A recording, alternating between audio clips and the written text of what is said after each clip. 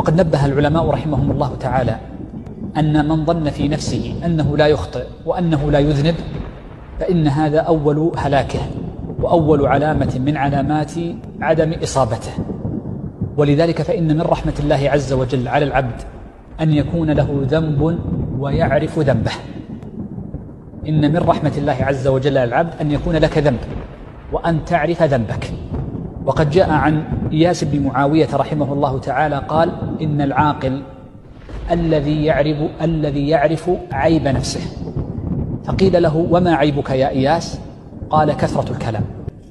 ولذلك فإن المرء إذا عرف ذنبه فإنه يستفيد أمرين: تصحيح ذلك الذنب بالتوبة والإنابة والاستغفار، والأمر الثاني تحقير نفسه وعدم تعظيمها وتذلله بين الجبار جل وعلا، فإن لكل امرئ ذنبا.